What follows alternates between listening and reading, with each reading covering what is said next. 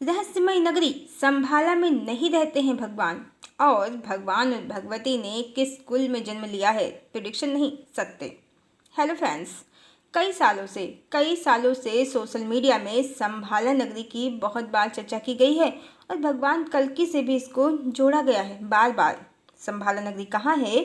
ज़्यादातर मानते हैं या तो ये 5D में बसा हुआ नगर है, चेतना का नगर है, या फिर हिमालय के गुप्त क्षेत्र में बसा नगर है, जहाँ ऋषि मुनियों की चेतनाएं हजारों लाखों वर्षों से निवास कर रही हैं। ऐसा हो सकता है, इसमें कोई दो राय नहीं है। पर भगवान भौतिक जगत में उपस्थित हैं, इसमें भी कोई दो राय नहीं है।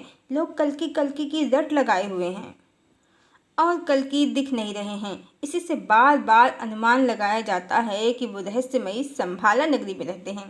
पर भगवान मात्र इसलिए नहीं सामने आए हैं क्योंकि अभी वो समय ही नहीं आया है, अन्यथा भगवान वर्तमान में धरती लोक पर ही हैं, हिमालय क्षेत्र में भी नहीं हैं, बल्कि भारत देश में हैं। बहुत संभावना है कि वो उत्तर प्रदेश में हो या वो इस समय दक्षिण भारत में भी हो सकते हैं, पर वो हिमालय क्षेत्र में तो बिल्कुल भी नहीं है। और उनका जन्म स्थान तो अनडाउटली उत्तर प्रदेश ही है, क्योंकि जब भी युग बदला है, युगावर्तन हुआ है, तो भगवान का जो अवतार हुआ है वो उत्तर प्रदेश में ही हुआ है।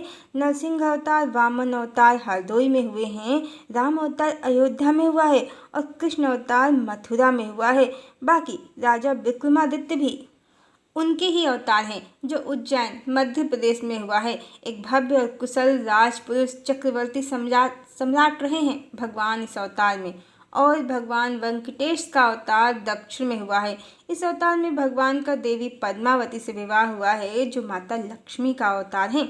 चूँकि द्वापर में श्री कृष्ण का विवाह कहानी में हजारों आसक्त स्त्रियों के कारण संभव नहीं हो पाया था, देवी यशोदा और देवी राधा दोनों की इच्छा इस अवतार में भगवान ने पूर्ण की। देवी यशोदा अपने पुत्र कृष्ण का विवाह देखना चाहती थी और देवी राधा उनकी पत्नी बनना चाहती थी।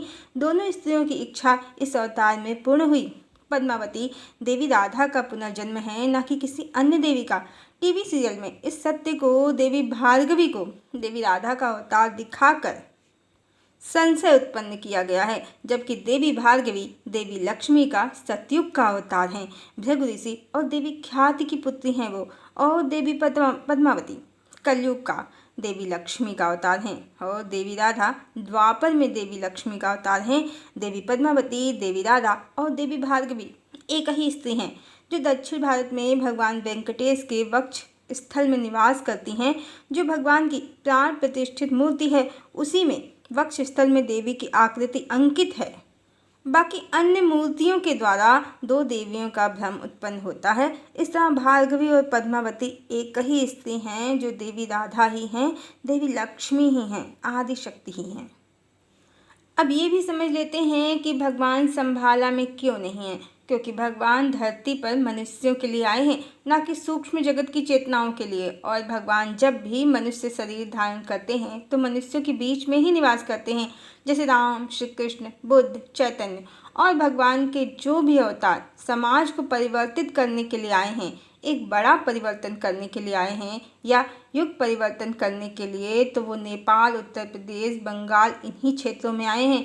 जैसे राम, कृष्ण, बुद्ध, चैतन्य। राम अयोध्या में, कृष्ण मथुरा में, बुद्ध लुम्बिनी में, चैतन्य नवद्वीप में। और भगवान के ये चारों अवतार कभी भी संपूर्ण जीवन एक स्थान पर नहीं रहे हैं, कारण भगवान का जन्म किसी एक क्षेत्र विशेष या वर्ग विशेष के लिए नहीं होता है।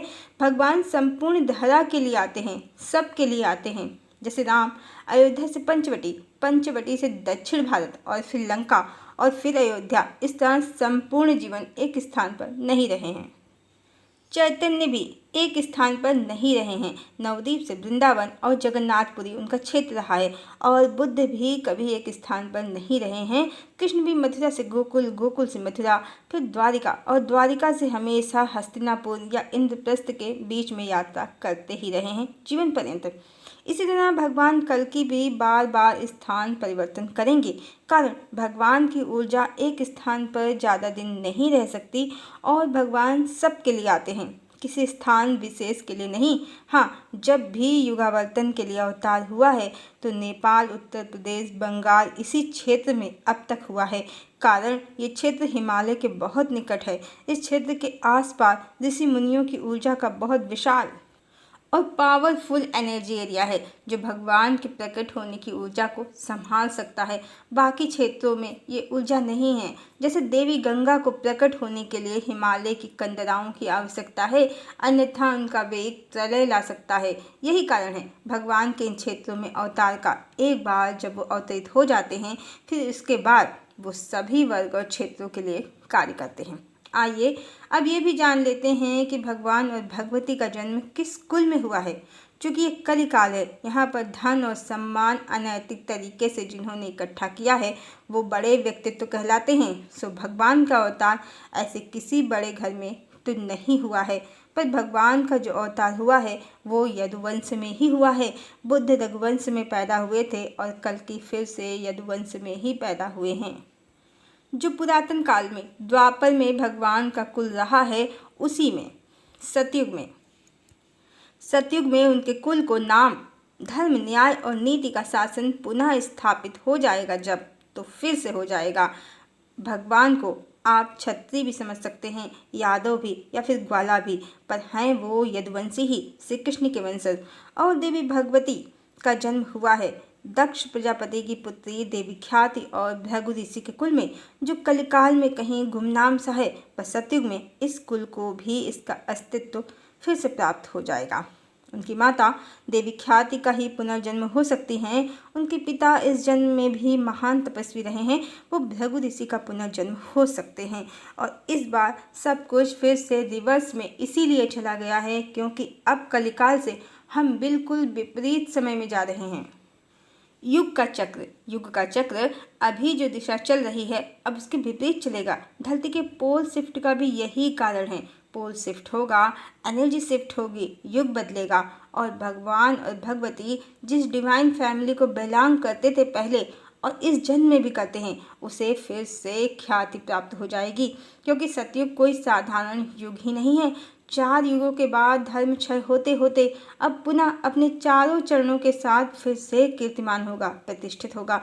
सब कुछ प्योर से भी प्योर, पवित्र होगा, पवित्रतम होगा, परम पवित्र होगा। जैसा कि सभी एस्ट्रोलॉजर कह रहे हैं कि रावण का भी पुनर्जन्म हुआ है और उसने देवी सीता को अपनी आसक्ति के कारण इस जन्म में प्राप्त कर लिया है। तो सत्य है, क्योंकि द्वापर में भी उसने प्राप्त किया था देवी राधा को, पर अपने पूर्व जन्म के कृत्यों के कारण वो नपुंसक था, प्राप्त करके भी नहीं कर पाया था। पर अधूरी इच्छा के कारण इस जन्म में उसने उन्हें पुनः प्राप्त कर लिया है और भगवान ने देवी के विरह में वैरागी सा, सन्यासी सा जीवन धारण कर लिया है। क्योंकि इस बार कहानी ऐसी ही है, द्वापर की छूटी हुई कहानी इस बार पूर्णता प्राप्त करेगी और कहानी के अंत में भगवान देवी को पूर्ण रूप से प्राप्त करके अपने परम धाम को चले जाएंगे। इच्छा, आसक्ति, पुनर्जन्म, सत्य संबंध, भगवान और भगवती का सत्य संबंध, सबके रहस्य इस कहानी से पूर्ण रूप से खुल जाएंगे। तो रावण का भी पुनर्जन्म हुआ है और वो ऋषि पुलत्स के कुल में ही हुआ है। रावण की कमी उसकी पर स्त्री में आसक्ति थी, अन्यथा आजकल के बहुत सी युवाओं से, पुरुषों से वो तब भी श्रेष्ठ था और इस जन्म में भी है। और सतयुग के अवतरण के साथ ही ऋषि पुलत्स के कुल को भी पुनः अस्तित्व प्राप्त हो जाएगा, ख्याति प्राप्त हो जाएगी। अब कोई ये ना कहे कि क्या कल्कि भगवान आपको फ़ोन करके बताते हैं। इस कमेंट का उत्तर हम पहले ही दे चुके हैं। वो हमारे बॉस हैं और हम उनके सेक्रेटरी हैं। ये तो बताने के लिए जवाब है। बाकी हमारे पिता गायत्री के साधक रहे हैं, जीवन पर्यंत कठोर तपस्या की है उन्होंने। हमारे गुरु पंडित श्री राम शर्मा आचार्य गायत्री के प्रणेता वर्तमान युग के विश्वामित्र ही हैं और हम पहले ही बता चुके हैं कि वो भगवान के गुरु हैं। गुरु की कृपा और पिता के आशीर्वाद से और हम एक धर्मपरायण पतिव्रता स्त्री हैं। यदि हमें इतना ज्ञान है तो इसमें कोई ना तो संशय की बात है, ना अतिशयोक्ति ही है। पतिव्रत धर्म के कारण देवी सीता रावण की कैद में भी पूर्ण रूप से सुरक्षित थीं, जिसे कलयुगी रचनाकार नहीं समझ पाए और सीता परित्याग और अग्नि परीक्षा जैसी बेहूदी कल्पनाएं कर लीं। पतिव्रत धर्म में अपार शक्ति है और भगवान की कहानी है रामायण। स्टोरी के राइटर, डायरेक्टर, प्रोड्यूसर सब वही हैं। जिसका जितना रोल होगा वो उतनी ही एक्टिंग करेगा।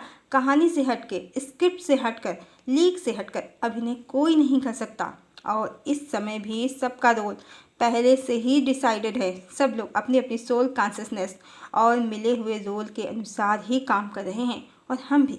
हरिओम।